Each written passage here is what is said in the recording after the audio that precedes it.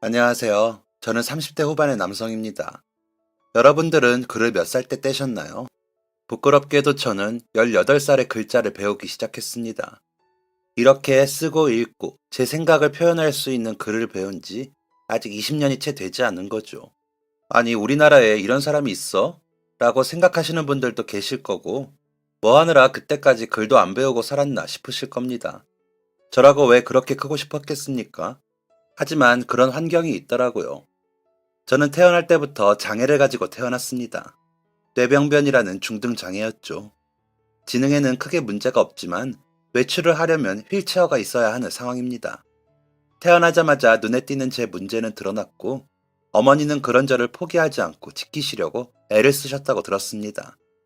지금에야 정상적으로 보이는 팔도 처음엔 많이 굳어 있어 어머니가 움직이게 하시느라 매일 주무르며 안마를 하셨거든요. 그렇게 애를 쓰며 저를 지키려던 어머니와는 다르게 아버지는 제가 장애가 있는 걸 아시고는 어머니와 저를 버려두고 바깥으로 두셨다고 해요. 어머니는 아버지가 충격을 받아 그런 거라 믿고 저를 돌보며 기다리셨죠.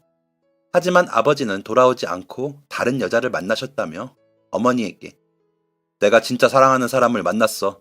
어차피 너는 제 건사하느라 나는 안중에도 없잖아. 나는 나대로 외로웠다. 이제라도 내 인생 새로 시작해보고 싶어. 아직 젊은데 이렇게 묶여서 살고 싶지 않아. 라며 어머니 곁을 떠나셨다고 해요. 제 나이 5살이 되던 해였다고 하더라고요. 나중에 이혼 서류도 우편으로 받으셨는데 여기서 끝이면 어머니 삶이 덜 고단하지 않았을까 싶습니다.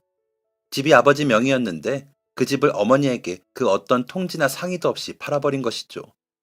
다른 여자와 살겠다고 아버지가 집을 팔아버렸으니 어머니와 저는 갑자기 집도 절도 없이 길에 나앉게 되었습니다. 구입한 집 상태를 확인하러 왔던 새 집주인은 저를 보고 동정심이 들었는지 2달의 말미를 주겠다며 시간을 주셨고 어머니는 그 사이 급하게 저와 지낼 집을 알아보시느라 그나마 있던 돈을 다 쓰셨습니다. 작은 지하방에 내려가는 계단을 어머니는 저를 안고 옮기고 휠체어를 옮기시느라 매일 멍투성이가 되셨던 그 집을 저는 잊을 수가 없습니다. 제 상태가 그다지 좋지 못하다 보니 받아주는 유치원이나 학교가 없어 저는 그 집에서 어머니를 기다릴 수밖에 없었거든요.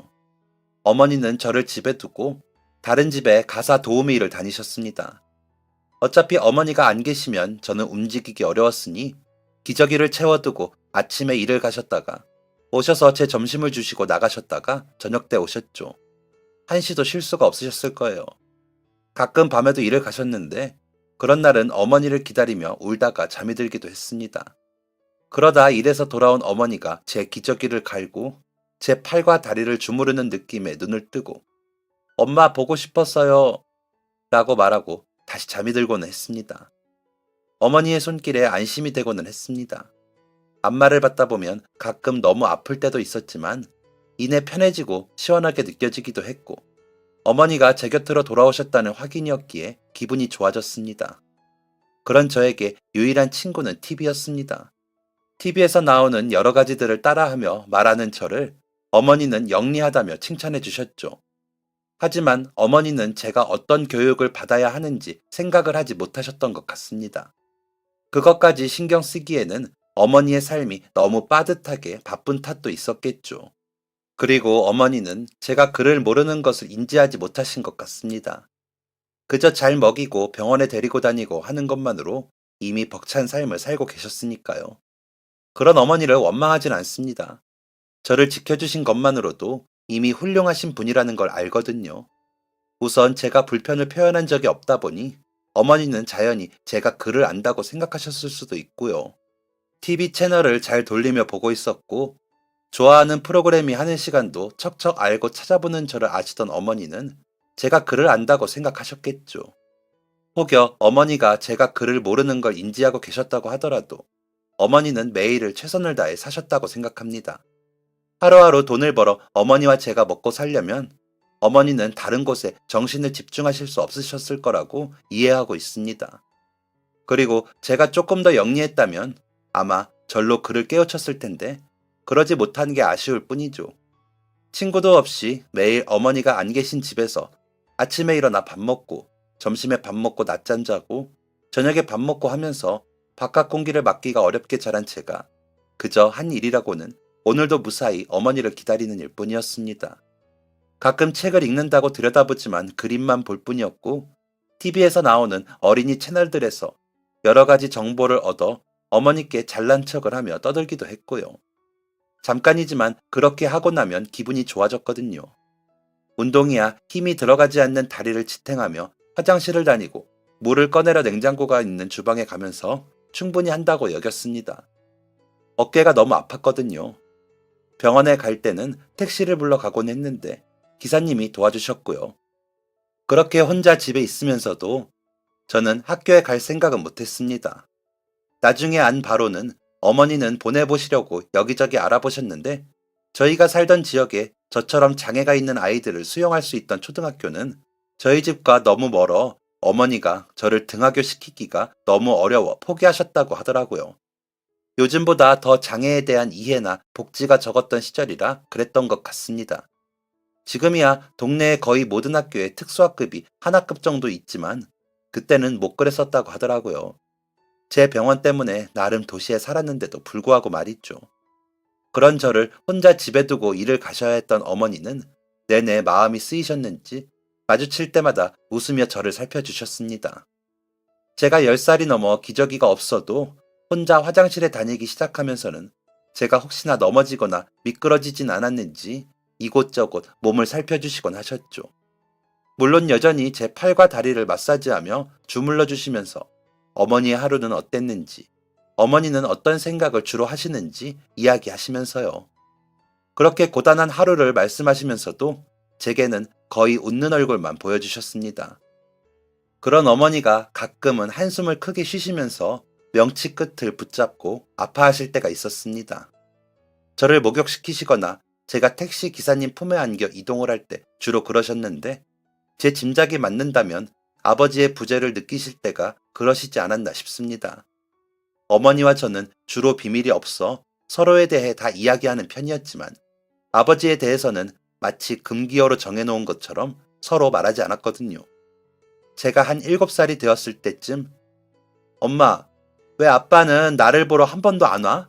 엄마랑 많이 싸웠어? 라고 물은 적이 있었습니다. 엄마와 제가 사는 게 이상하다고 생각한 적은 없지만 가끔이라도 오던 아버지가 보이지 않으니 단순히 궁금해 물었던 건데 어머니는 한 번도 본 적 없는 표정으로 왜? 그 인간을 왜 찾아? 너도 엄마 버리고 너희 아빠한테 갈래? 그 인간은 너가 간다고 해도 반기지도 않아. 라며 소리를 치셨습니다.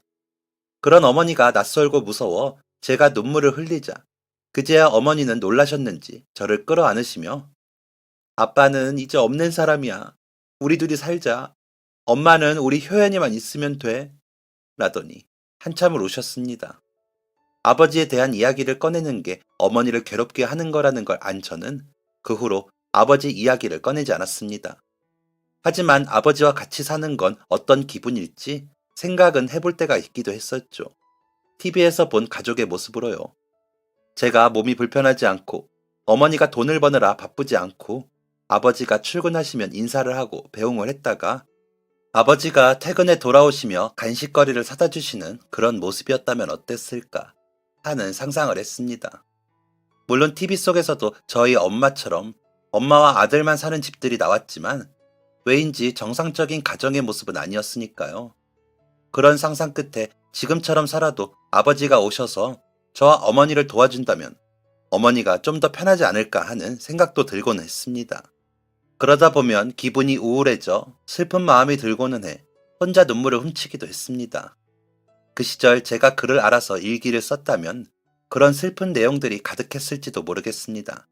그런 생각을 자주 했었거든요. 어머니께는 말을 꺼내지 못했지만 혼자 생각할 때는 어머니가 슬퍼하지 않았으니까요. 혼자만의 생각에 빠져 상상의 나래를 펼칠 때면 저는 뛰어다니기도 하고 날아다니기도 했습니다. 어머니를 안고 다닐 만큼 힘이 세기도 하고 무서운 괴물이나 공룡들과 싸워 이기기도 했죠. 그래서 저는 심심하지 않았던 것 같습니다. 하지만 어머니는 그런 제가 안쓰러우셨던 건지 가끔 점심 이후 시간이 나실 때면 저를 데리고 동네 산책을 가주시고는 했습니다. 저는 좋았지만 어머니가 휠체어를 옮기고 저를 업고 부들거리며 계단을 오르시는 모습을 보는 게 마음이 아파 선뜻 나서지는 못했습니다. 하지만 어머니는 2주일에 한 번이라도 이런 외출을 시켜주시며 동네 이곳저곳을 보여주시곤 했습니다. 그렇게 나가서 보는 동네 모습은 제게는 큰 눈요깃거리였습니다. 놀이터에서 뛰어노는 아이들도 보고 포장마차에 몰려가 떡볶이를 먹는 아이들도 보는 재미가 제법 있었습니다. 그런 저를 모두가 흘낏거리며 보기는 했지만요. 비가 오거나 눈이 내리면 그마저도 나가지 못하고 머리 위에 창문을 올려다보며 아쉬움을 달래야 했지만 그 가끔의 외출을 저는 분명 좋아했습니다.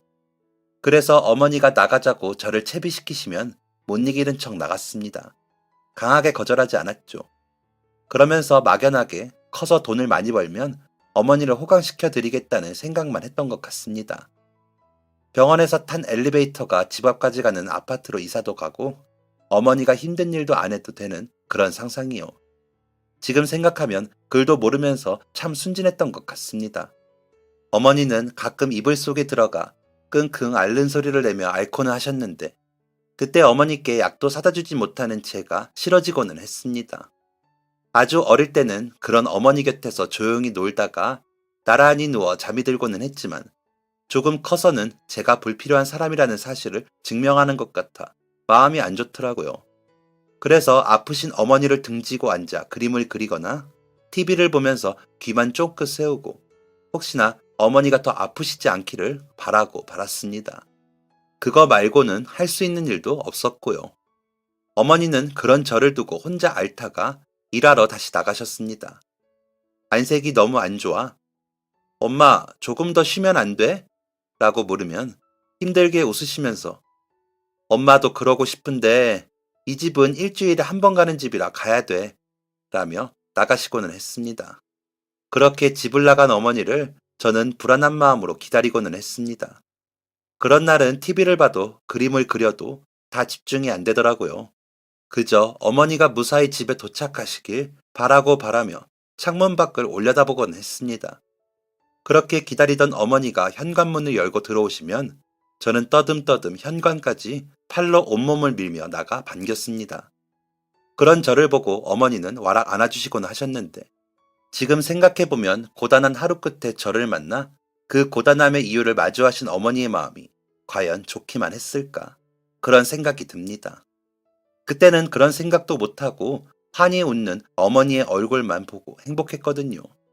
하루 종일 어머니를 걱정하고 보고 싶었던 마음만 앞서 어머니가 얼마나 고단하셨는지 헤아리지는 못했습니다. 어머니 혼자 종종거리며 이 집 저 집에 일을 다니시는 동안 집안에서 편히 지내면서 그것만 하면 어머니를 충분히 돕고 있다고 믿었습니다. 어머니가 매일 우리 효은이 덕분에 엄마가 살지. 우리 효은이가 엄마처럼 능력 없는 엄마 만나 고생이지. 엄마가 미안해. 라고 하시는 말을 곧이곧대로 믿고 자만하고 있었는지도 모르겠습니다. 어머니 없이는 아무것도 아닌 것은 저였는데 말이죠. 철도 없고 세상 돌아가는 것도 모르고 저는 그렇게 자랐습니다. 어머니라는 안락한 세상 속이 세상의 전부인 줄 알고 그렇게 자랐습니다. 다행히도 어머니가 열심히 사신 덕에 임대 아파트로 입주할 수 있게 되어 엘리베이터가 있는 아파트에 살게 되었습니다. 어릴 적부터 입이 짧아서인지 다행히도 저는 덩치가 많이 커지진 않았지만 여리고 작은 어머니가 견디시기에는 제가 제법 자라면서 외출 시 다른 방법이 필요해질 만큼 자랐기에 어머니는 여러 방법을 알아보신 것 같더라고요. 제 방도 따로 생기고 거실도 따로 있는 집은 하늘이 보여 좋았습니다.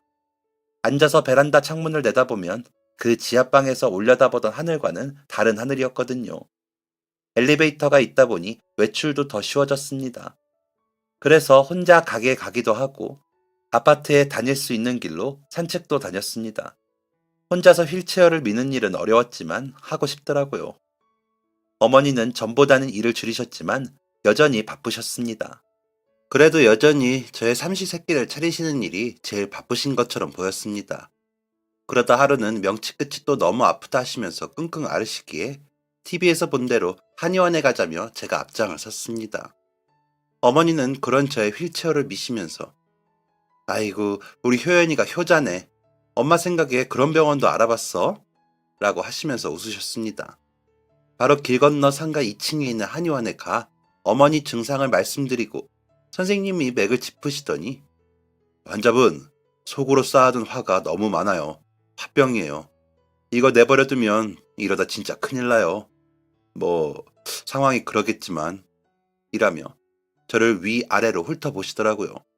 순간 온몸에 바늘이 꽂힌 듯 따가우면서 부끄럽다는 생각이 들었습니다. 순간 어디론가 숨고 싶다는 생각이 들었는데 어머니가 아니 이 돌팔이가 어디를 함부로 훑어보는 거야? 어디 환자가 왔는데 환자 보호자를 그런 식으로 봐? 당신 뭐 하는 사람이야? 어? 라며 큰 소리를 치기 시작하시는 겁니다.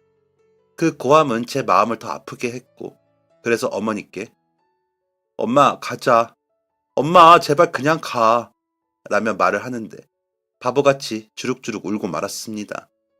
어머니는 제가 눈물을 보이자 놀라셨는지 이런 식으로 장사할 거면 하지를 마쇼. 라며 진료비를 내고는 제 휠체어를 밀며 그 한의원을 나오셨습니다. 상가를 벗어날 때까지도 저는 고개를 들지 못하고 울기만 했습니다. 어머니는 휠체어를 멈추고 제 앞으로 와 저와 눈을 맞추시더니 효연이 때문이 아니야. 엄마가 너희 아빠가 그렇게 떠나고 속병이 났었어. 그래서 그래. 그러니까 울지 마. 라며 제 눈물을 닦아주셨습니다. 그런데도 제 눈물은 멈추지 못했습니다. 그 길에서 어머니는 저를 끌어안으시더니 효연아, 엄마는 우리 효연이만 있으면 돼. 진짜야. 저 의사는 돌팔이야. 라면서 같이 우시더라고요. 사람들의 시선이 더 노골적으로 변하기 시작한 걸 느낀 저는 얼른 집으로 가요. 라며 휠체어를 끌기 시작했습니다. 어머니는 후다닥 제 뒤로 서서 미시고요. 길을 건너 집으로 향하며 내가 몸만 멀쩡히 태어났어도 엄마 이렇게 고생 안 했을 거 아니에요. 아버지도 그렇게 떠나지도 않고. 라고 그간 담아두었던 말을 해버렸습니다. 어머니가 멈춰서는 것이 느껴졌지만 저는 팔에 더 힘을 주고 휠체어를 밀며 멈추지 않았습니다. 어머니는 그런 저를 뒤에서 보고 계시다 제 앞을 가로막으시며 아니야. 너희 아빠는 그냥 그런 사람이야. 자기밖에 모르는 이기적인 사람. 원래도 그랬는데 자식 낳고 살면 바뀔 줄 안 엄마 잘못이야. 그러니까 바보 같은 소리 하지 마. 하시더니 먼저 앞서서 가버리셨습니다. 그렇게 저보다 먼저 앞서 걷는 어머니를 저는 그때 처음 보았습니다. 항상 제 뒤에서 휠체어를 밀며 걸으시던 어머니는 더 작고 마르셨더라고요. 집에서나 일을 나가실 때 수없이 본 뒷모습이었는데도 또 그렇게 보니까 새삼 다르게 다가왔습니다.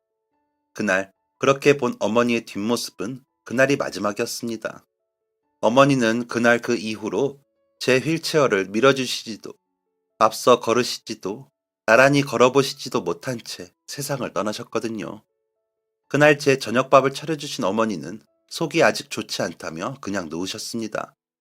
저는 밥을 다 먹고 식탁 의자 끌어 싱크대 앞에 두고 올라앉아 설거지까지 마치고 돌아봤는데도 돌아 누우신 어머니의 모습은 변함이 없더라고요. 그런 어머니께 죽이라도 사드리고 싶어 아파트 상가에 있는 가게에 다녀와 전자레인지에 데워 어머니를 불렀습니다. 엄마, 죽이라도 드셔봐요. 응? 이라고 불렀죠. 하지만 어머니는 대답이 없으셨습니다. 아직 마음이 안 좋으신가 싶고 많이 편찮으신가 싶어 어머니 쪽으로 몸을 이끌어가면서도 엄마, 많이 아파? 죽 먹고 약이라도 라며 어머니 곁에 겨우가 흔들었는데 어머니 몸이 전과 달랐습니다. 엄마? 엄마! 엄마! 라며 아무리 불러봐도 어머니는 움직이지 않으셨습니다. 몸을 흔들어도 봤지만 어머니는 돌아 누우시지도 대답을 하시지도 않더라고요. 저는 너무 놀라 소리를 치며 도와달라 해봤지만 어머니와 저 둘뿐인 집에서 누군가에게 도움을 청하는 일은 공허한 외침일 뿐이었습니다. 현관문 쪽으로 몸을 이끌어가면서 몇 번을 미끄러졌는지 모릅니다. 얼굴이 바닥에 부딪히고 입술이 터져 피가 났지만 땀을 뻘뻘 흘리며 제 삶에서 가장 빠른 속도로 두 팔로 제 온몸을 이끌어 현관문까지가 문을 열었습니다. 도와주세요! 도와주세요! 엄마가 움직이지 않아요! 도와주세요! 라며 누군가 제발 듣기를 바라며 있는 힘껏 외쳤습니다. 다행히도 옆집에 사시던 아주머니 한 분이 나오셔서 무슨 일이세요? 라고 물으셔서 엄마가 숨을 안 쉬어요. 라며 울면서 말했더니 다시 집으로 들어갔다가 나오시며 전화로 신고를 해주시더라고요. 그제야 119에 전화하는 게 떠올랐습니다. 어머니가 그렇게 알려주셨는데 전화를 할 생각도 못했거든요. 그렇게 신고를 해주시는 소리를 듣고 집 안으로 들어가 혹시 모르니 어머니 휴대전화와 어머니 가방을 챙겼습니다. 왜 그랬는지 모르겠는데 그래야 할 것 같았습니다. 그리고 휠체어에 몸을 싣고 구급대가 오기를 기다렸습니다. 쓰러진 어머니를 구급대원들이 의식을 확인하더니 서로 어떤 말을 주고받으며 저를 힐끗힐끗 보시더라고요. 어머니가 얼굴 위로 하얀 천이 덮인 채로 들것을 실려 나가고 한 분이 저에게 오시더니 다른 보호자는 안 계세요? 라고 물으셨어. 네, 어머니와 저만 같이 살아요. 라고 답을 하자 저희가 장례식장에 있는 병원으로 모셔드릴 거예요. 저희랑 같이 이동하실 거죠? 라고 물으셔서 그렇게 하겠다고 말씀을 드렸더니 저의 휠체어를 밀고 집 밖으로 데리고 나와 주셨습니다. 구급차에 저를 실어주시고 휠체어까지 챙겨주시는데 너무 감사해 울면서 감사합니다. 감사합니다. 라고 하자 한 대원분이 제 손을 꼭 잡으시더니 문을 닫으시더라고요. 그렇게 주변에 가까운 병원 중 장례식장이 있는 곳으로 다시 저를 내려주시고 어머니를 내려주시고 병원에 인도해 주시더니 가셨습니다. 장례식장에 내려가니 어머니는 영안실에 모시겠다며 저에게 확인을 시키더라고요. 장례식장 직원분은 저에게 이것저것 물으시더니 어머니의 장례식장이라며 한 곳에 데려다 주셨습니다. 종이를 내미시며 확인하라고 하셨는데 저는 글을 모르니 어떻게 해야 할지 몰라 저기 저 좀 도와주실래요? 죄송합니다. 라며 도움을 받아 어머니 장례 준비를 했습니다. 주변 분들에게 연락할 전화 있으세요? 저희 주시면 저희가 단체 문자 보내드려요. 라고 해주셔서 어머니 휴대전화를 건넸습니다. 제 전화도 있었지만 제게는 어머니 번호뿐이라 따로 연락할 사람이 없더라고요. 그날 밤 어머니 주민등록증 사진으로 만든 영정사진 앞에서 저는 혼자 장례식장에서 울다가 벽에 기대 잠이 들었습니다. 늦은 시간이었고 가깝게 지내는 친인척이 없다 보니 오시는 분이 없더라고요. 다음날 새벽 한 할아버지가 오시더니 저를 흔들어 깨우셨습니다. 눈에는 눈물이 가득 고여 제 어깨를 잡으시고 효연아, 할애비다. 기억나니? 라고 하셨는데 누구인지 한 번에 떠오르진 않았습니다. 그래서 모르겠다는 표정을 지었는지 할애비야, 외할아버지, 너희 엄마 아버지 라고 하시더라고요. 어릴 때 아버지가 떠나기 전에 만났던 기억이 나긴 했지만 18살이 될 때까지 할아버지를 만나지 못해 얼굴이 떠오르진 않았습니다. 하지만 누군가 저와 어머니를 위해 이렇게 와주셨다는 것만으로 마음이 놓이고 안심이 되는 것 같더라고요. 그랬더니 다시 눈물이 나 할아버지, 엄마가 라며 울면서 말을 했더니 그래 고생했다. 미안하다. 할애비가 미안해. 라고 하시며 저를 꼭 안아주시더라고요. 할아버지는 어머니 영정사진 앞에 엎드려 얼마나 우셨는지 모릅니다. 그 울음소리에 저도 더 슬픔이 몰려왔습니다. 점심시간이 지나고 손님들이 오시기 시작했고 저는 다 모르는 얼굴들이었지만 그분들은 저를 아시는지 오셔서 위로를 해주셨습니다. 그때까지 장례식장에는 가본 적이 없던 제가 맞이하기에는 낯설어 좀 당황스럽기도 하고 정신이 없어지더라고요. 할아버지는 어리바리한 저를 대신해 손님들이 식사하시는 것도 챙기시고 음식이 부족하지 않게 보셨습니다. 그러다 할아버지가 잠시 자리를 비우셨는데 직원 한 분이 오시더니 어머니 염과 입관식을 2시간 뒤쯤 진행을 할 거고요. 그때 같이 들어가셔서 인사하실 분들한테 말씀해 주시고요. 그리고 입으실 수의와 관은 어느 정도로 준비할까요? 내일 발인 때 차량은 어느 게 좋으실까요? 라며 물으셔서 잠시 뒤에 할아버지 오시면 다시 말씀드려도 될까요? 제가 현금을 찾아와야 할 것 같은데 돈이 얼마나 필요할까요? 라고 여쭤봤더니 입관식 할 때 현금을 놓는다고 하시더라고요. 그러시더니 병원 로비에 가면 ATM 기기가 있으니 돈을 필요하신 만큼만 일단 찾으시고 나중에 저녁에 다시 총 비용을 말씀해 주신다고 하더라고요. 그래서 어머니 가방을 챙겨 로비로 가 ATM 기기 앞에 섰는데 뭘 누르고 어떻게 해야 할지 모르겠더라고요. 어머니와 제가 비밀번호로 같이 쓰는 번호가 있긴 했지만 설명이 쓰여진 화면을 보니 멍해지면서 정신이 없더군요. 그래서 당황하고 있는데 종료가 되더니 카드가 나오는 겁니다. 카드를 들고 이걸 어쩌나 싶어 당황하고 있는데 한 아주머니가 와서 아는 척을 하는 겁니다. 효연아, 왜 여기 있어? 라면서요. 저희 어머니와 가끔 아는 척을 하시던 같은 아파트에 살던 아주머니였습니다. 반찬도 주기도 하고 저에게 음료를 건네기도 해 아는 얼굴을 만난 저는 반갑더라고요. 너무 순진했죠. 그래서 있는 그대로 말을 해버렸습니다. 어머니 통장에 돈을 뽑아야 하는데 해본 적이 없어서 작동을 못하겠어요. 라고 하자. 그럼 내가 도와줄까? 이리 줘봐.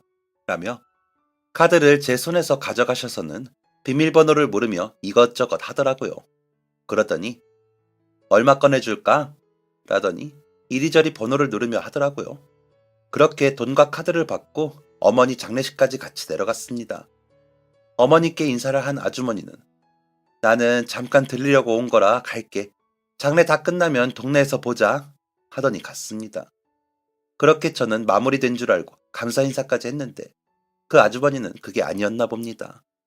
할아버지와 어머니 입관식에 필요한 문제들을 확인하고 입관식을 진행했습니다. 뽑은 돈을 어머니 곁에 드리고 수의 입으시는 걸 확인하는데 미칠 것 같았습니다.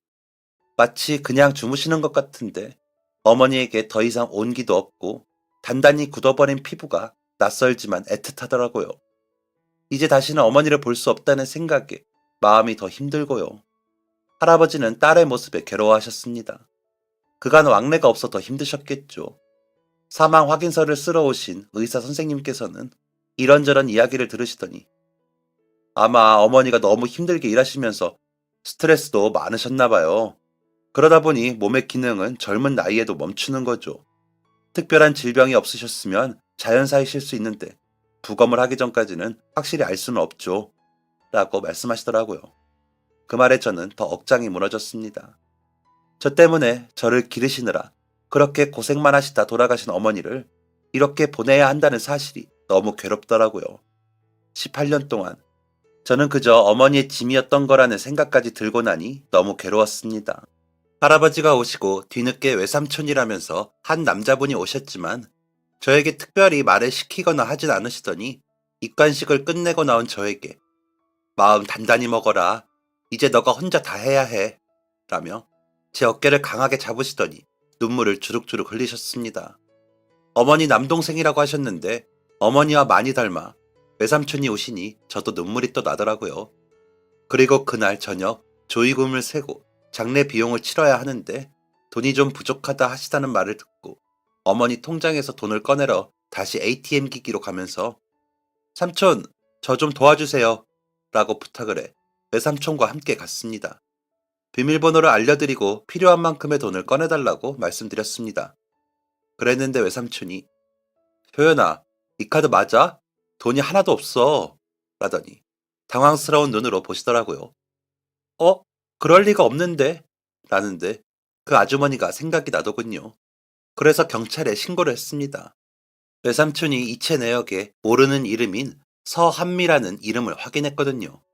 그러시더니 너가 직접 하지 왜 다른 사람에게 부탁을 했니?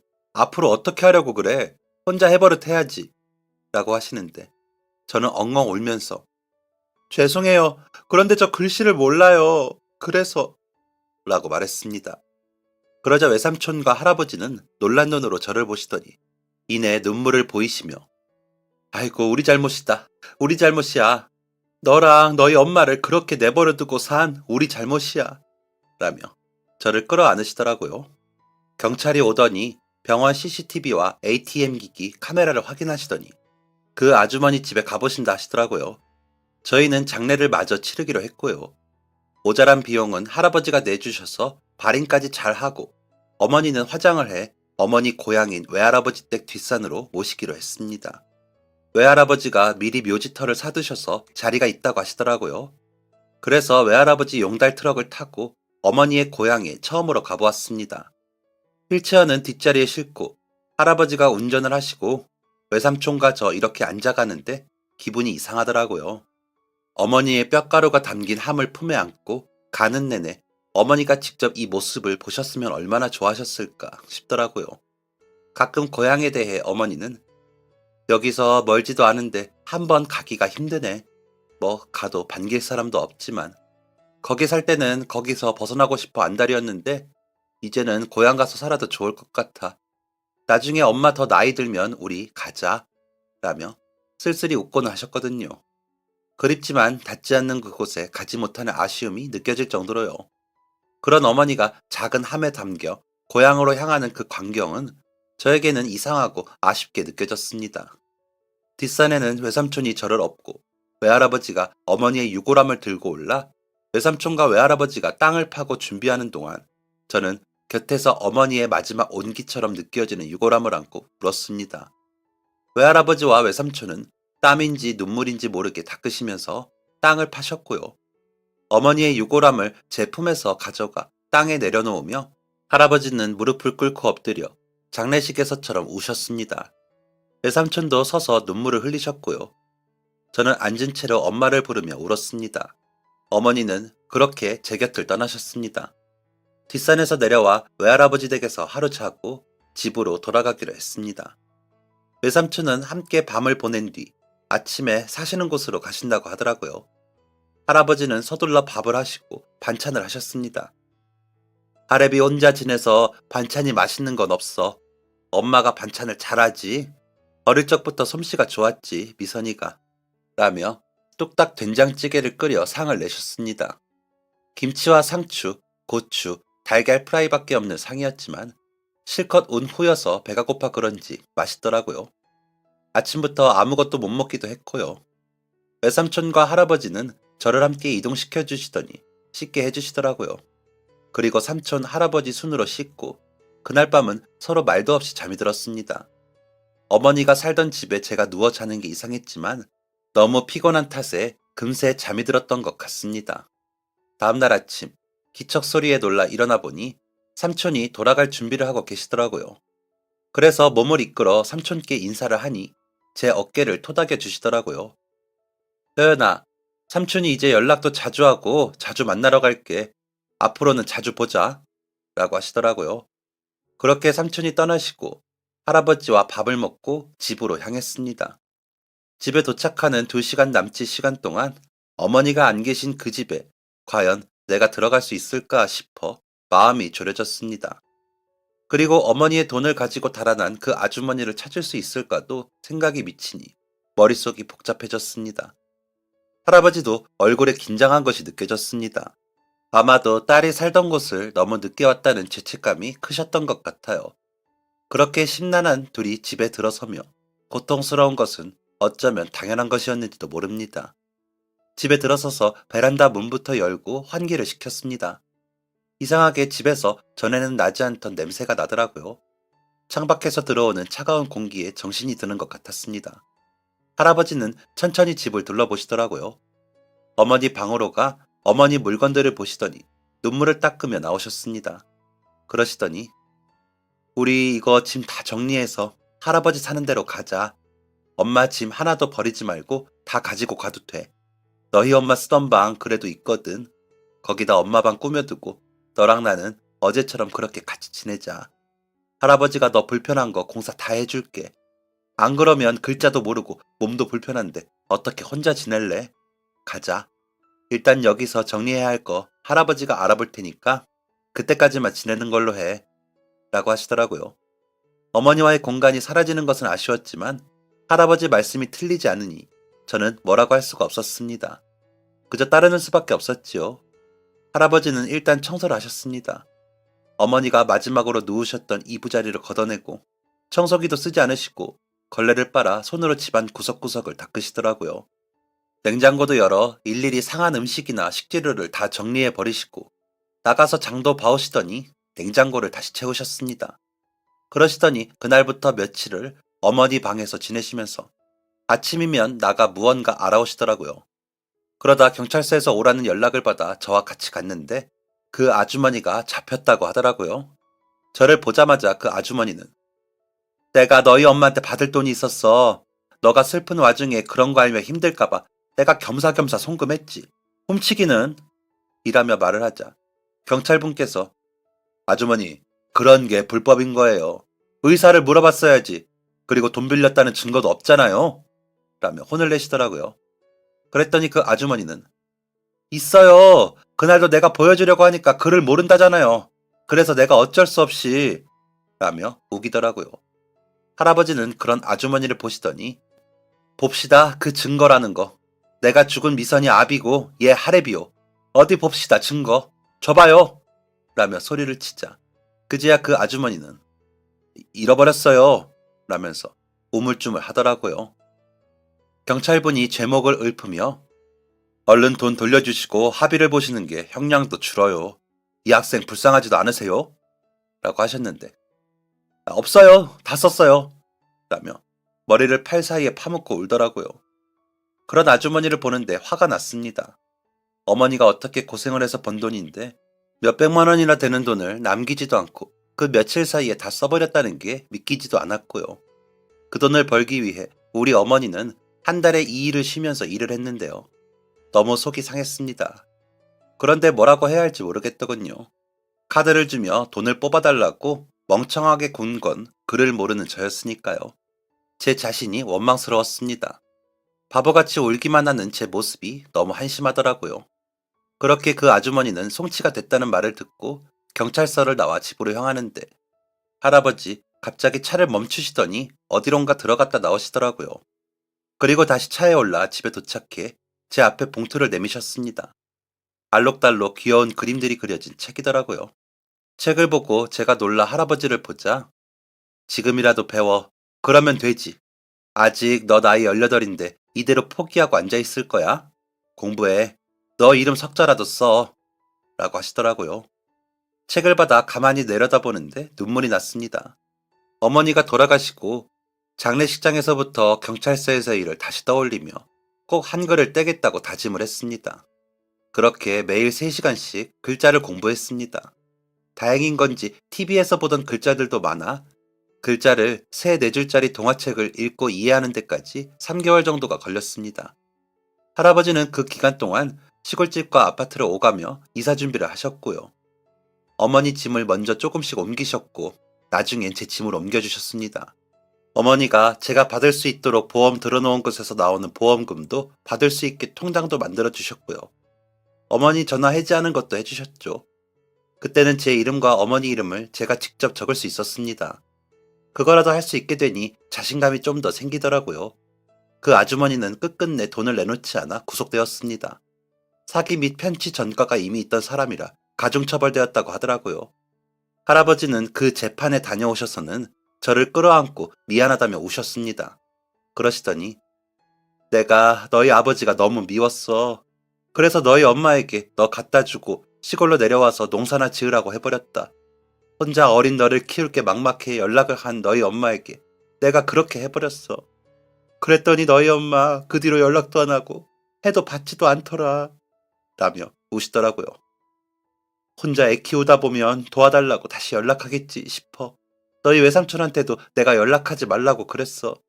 두 남매가 원래 사이도 좋았는데 이 할애비가 어리석게 너희 엄마를 그렇게 고생시키고 그렇게 애통하게 가게 했다. 미안하다 미안해. 다 이 할애비 탓이야. 라며 우시더라고요. 할아버지와 어머니가 왜 연락을 안 하고 사셨는지 궁금했지만 그런 사연이 있다고 들으니 마음이 또 이상했습니다. 그 또한 제 잘못 같아서요. 그래서 울었더니 할아버지는 효연이 너 잘못이 아니야. 너가 뭐 잘못을 해. 이 할애비가 지은 죄 갚는다는 생각으로 이제부터 너 하나 보고 살란다. 그러니까 너도 마음 단단히 먹어. 라고 하셨습니다. 그런 할아버지를 따라 시골집으로 갔습니다. 몇 개월 사이 할아버지 집은 달라져 있었습니다. 처음 왔을 때와는 확실히 다르더라고요. 휠체어를 놓을 수 있는 지붕이 있는 전용 자리도 생겼고 집안 곳곳에 제가 딛고 설 수 있게 손잡이가 생겼더라고요. 신발을 신는 공간도 더 넓어졌고 그 위로 지붕도 더 길어졌고요. 무엇보다 마당이 흙바닥이었는데 모두 시멘트로 포장을 해 놓으셨더라고요. 보고 놀란 저에게 할아버지는 할애비가 예전에 집 지으러 따라다니다가 농사 지었거든. 어때? 마음에 드냐? 여기서 살면 전보다 더 편하겠지? 라고 말씀하시며 웃으셨습니다. 어머니 방도 제가 쉽게 드나들 수 있게 해주셨고, 저와 할아버지가 생활할 공간은 물건을 다 정리해 더 넓게 해두셨기에 너무 좋더라고요. 어머니와 이런 곳에서 살았다면 어머니가 그 고생을 안 하셨을 텐데 하는 생각에 마음이 아프긴 했지만, 할아버지가 고생하신 만큼 저도 더 잘해야겠다는 생각에 마음이 무거워졌습니다. 그렇게 밤을 보내고 다음날 아침을 먹고 할아버지께 통장을 내밀며, 할아버지가 가지고 계시다가 필요한 데 쓰세요. 저는 어차피 가지고 있어도 쓸 데도 없어요. 라고 말씀드렸습니다. 그러자 할아버지가 통장을 다시 제 쪽으로 미시면서, 그동안 못한 거 할애비가 한다고 했잖아. 이걸 왜 너가 쓸 일이 없어? 이제 글 공부 시작했으니 얼른 다 떼고 다른 공부도 해야지. 너희 삼촌이 알아보니까 학교 안 가도 학교 다닌 것처럼 보는 시험도 있고, TV로 보면서 공부하고 시험만 보면 되는 학교도 있다더라. 그렇게 공부를 해서 나중에 너가 뭐라도 하려면 그 돈 가지고 있어야지. 이 할애비도 나이가 많은데 나만 보고 있다가 어쩌려고 그래? 라며 호통을 치시더라고요. 할아버지 말씀을 들으니 뭔가 머릿속이 밝아지고 희망이 생기는 것 같더라고요. 그래서 더 열심히 글자 공부를 했습니다. 할아버지는 1학년부터 6학년까지 초등학교 교과서를 사다 주셨고, 그 교과서를 제가 혼자 읽고 풀면서 틀린 문제 다시 풀고 읽고 또 읽으며 공부를 했습니다. 그러다 보니 어느 정도 글을 읽고 쓰고 이해하는 게 쉬워지더라고요.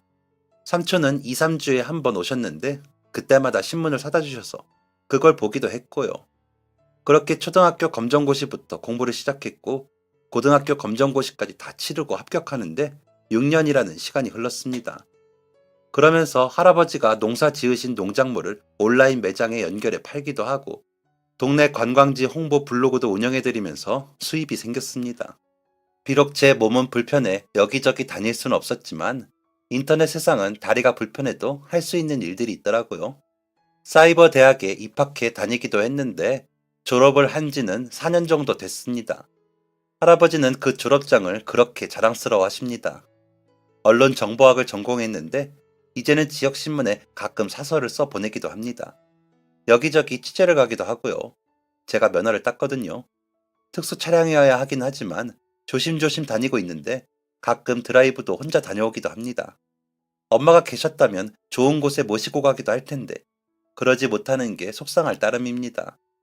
할아버지는 모시고 가면 이런 호사를 내가 우리 회원이 덕분에 본다 하시면서 웃기만 하십니다. 어머니 묘소에는 외삼촌이 오셔야 갈 수 있긴 하지만 좋은 일이 있을 때마다 그쪽을 보며 인사를 합니다. 엄마, 이제 나 이렇게 할 수 있어 라며 혼잣말을 하면서요. 엄마가 하늘나라에서라도 기뻐해 주실까요? 그렇게 믿고 싶은데 자꾸 죄책감만 들어 마음 한편이 무겁습니다. 여러분들도 여러 힘든 일들 가운데 잘 버티고 살아가시고 계시겠죠? 그러는 와중에 가까이 있는 가족에게 고맙다, 사랑한다는 말을 자주 해보시는 건 어떨까요? 저도 어머니께는 잘 못했는데 할아버지께는 자주 해드리거든요. 그러고 나면 할아버지도 좋아해 주시지만 제 마음이 좋더라고요. 어머니께 못한 건 자꾸 후회만 하게 되고요. 제 몸의 장애가 어머니를 힘들게 할 때 제 마음이라도 전했다면 어머니가 덜 힘드시지 않았을까 하는 그런 후회요. 그래서 더 많이 표현하고 살려고 합니다. 여러분들도 늦게 후회 마시고 자주 마음을 표현해 보시길 바랍니다. 제 이야기에 귀 기울여 주셔서 감사합니다. 지금까지 사연 들어주셔서 감사합니다. 사연이 재밌으셨다면 구독과 좋아요를 눌러주세요. 감사합니다. 안녕히 계세요.